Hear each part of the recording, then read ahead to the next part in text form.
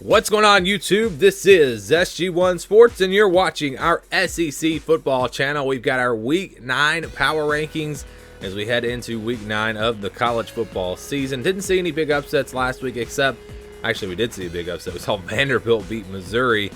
The week before, we saw South Carolina beat Georgia. So things are really getting interesting in the SEC. We still have the teams at the top, Alabama and LSU. Those feel like the favorites in the SEC right now, but there's still a lot of really good teams in this conference. But we're going to rank them from 14 up to number 1. Starting with number 14, that is Arkansas. Razorbacks lose again this weekend, 51-10. 51-10, the final score against Auburn. They are 2-5 on the season now, 0-4 in the SEC. They hung around in this game actually early. It was just 17-0 at halftime. Auburn had a pretty big second half in this one to kind of pull away and definitely put this game out of reach. We've seen fight from Arkansas against Texas A&M. They fought pretty hard against Kentucky. You know, this team is not, I don't think they're horrible, but they can't get it figured out. They cannot get to the level where they can actually maybe win a game, and they'll stay at the bottom for now. Number 13 is Mississippi State. Yeah, this team continues to drop. It's been a rough year for Mississippi State. They're 3-4 on the season, 1-3 in the conference. They lose to LSU 36-13. This was actually a pretty good showing by the Bulldogs. They came out early on. The defense played really well. Probably played LSU's offense better than I've seen anyone play LSU's offense this season. For the first quarter and a half or so, they really played well on that side of the ball. But this is still a team that lost to Tennessee. It's still a team that's 1-3 in the SEC, so I have to put them at number 13. Despite showing some flashes last week, this past week, of actually being a pretty good team. Tennessee is at number 12. They lose to Alabama. They've got major issues at the quarterback spot. Brian Maurer going down with the injury. Jarek Montano. That's what they've got to have better quarterback play. But other than that, they actually played Alabama pretty tough. Their defense played solid in that game, holding them to just 35 points, and they pretty much gave them 7 of those points on the quarterback sneak where they fumbled. The offense was able to run the football. They just don't have the passing game that they need right now, and the decision making and things like that come at the quarterback position. That's really holding Tennessee back. They're 1-3 on the season in the SEC. Still a long ways to go for the Volunteers. Vanderbilt at number 11, after picking up a huge win over Missouri, 21-14, the final score there. Who saw this one coming? I didn't. I didn't see it coming at all. Their defense played probably its best game of the season. Offense still didn't really explode or anything. It was just kind of one of those ugly defensive sloppy games, and Vanderbilt found a way to win it at home. So a very big win for them, their first win in the conference. Still a lot of work to do if they're going to make it to a bowl game, but it's possible. I mean, it's possible. We'll see if they can put things together here for the second half of the season. Number 10 is Kentucky. They are 3-4, 1-4 in the SEC. They've already played 5 conference games. They lose to Georgia 21-0. This game was tied at 0 at halftime. The defense for Kentucky really played well. It was really the struggles by the offense that let this game get out of hand, because they couldn't do much on offense. So they gave Georgia a couple of short fields, and they couldn't keep them out of the end zone there in that second half. But yeah, very impressed by this Kentucky defense. You're obviously going to struggle when you're playing a wide receiver at quarterback. I was a little bit surprised they stuck with Bowden the whole game, but it is what it is. We'll see if Kentucky can get their season turned around and maybe make a bowl game. Ole Miss, another team that's going to be in a fight to make it to a bowl game. They're 3-5. Played Texas A&M really tough. They had some opportunities to win this game, but they ultimately do come up short. They're 2-3 in the SEC, but they've still, to me, been a surprise this year. They've played a lot better than I thought they would.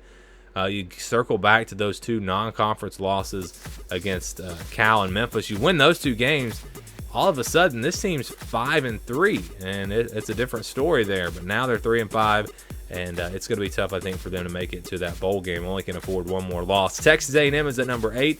They are 4-3, 2-2 in the SEC. Nice win over Ole Miss. Again, this was not going to be an easy game. Ole Miss has been playing good football. It was on the road. This was one of my upset alert games.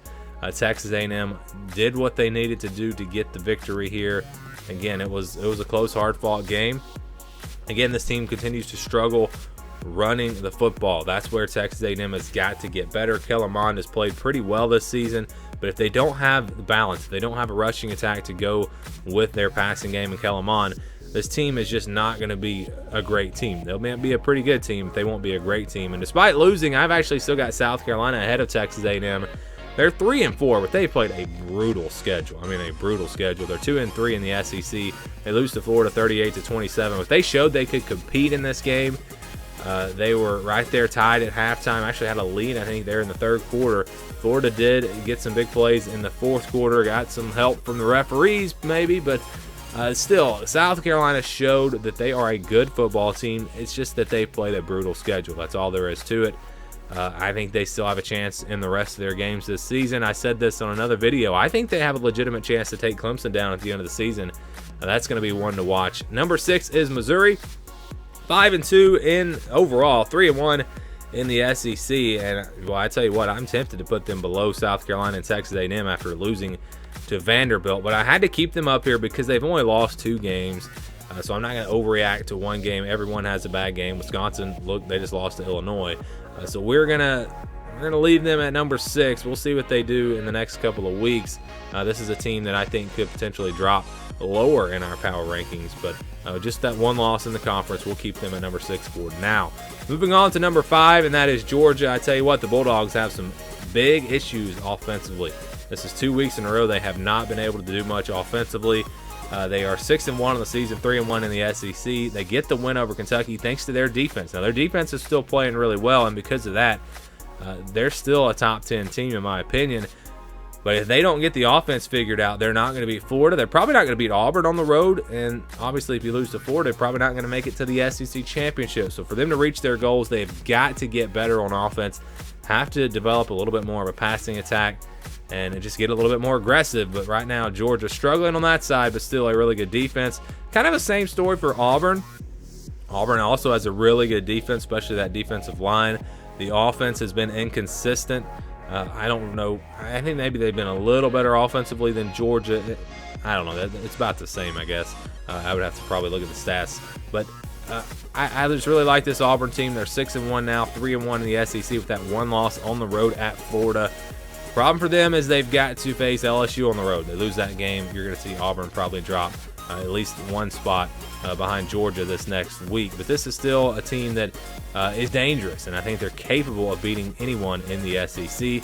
Number 3 is Florida, another team that I think is capable of beating really the top 5. The top 5 teams I think are all capable of beating each other. Florida got the win over South Carolina. Again, a strong fourth quarter there to pull away and get some separation and get a big win. They get the bye week before playing Georgia. That's a game that is most likely going to determine the SEC East. It's going to be a huge game this year.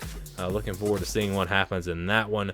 With the Gators, along with the Bulldogs, will be resting up this week to get ready for the rivalry matchup coming up in a couple of weeks. So Florida at number 2.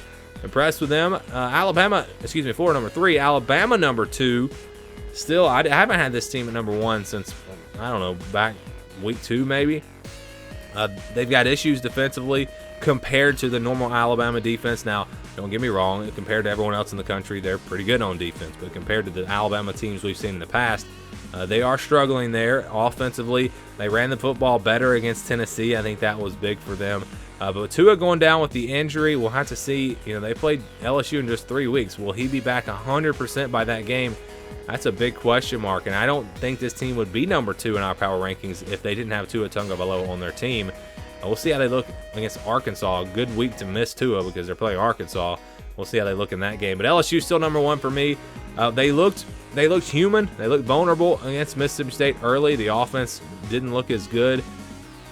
But then they were able to turn it on. They got a couple of scores late in the first half and wound up pulling away there in the third quarter against Mississippi State. Their 7-0 offense is, in my opinion, still the best offense in the SEC. Defense still has plenty of talent. I know they haven't played great on that side of the ball, but they still have a lot of talent, and they're capable of putting together a good defensive performance really any week. So LSU, number 1 for me. Will they stay number 1? That is the big question. Big game coming up against Alabama, and that is going to most likely be for the number 1 spot in our power rankings. So I cannot wait for that game. It's going to be a great one this year.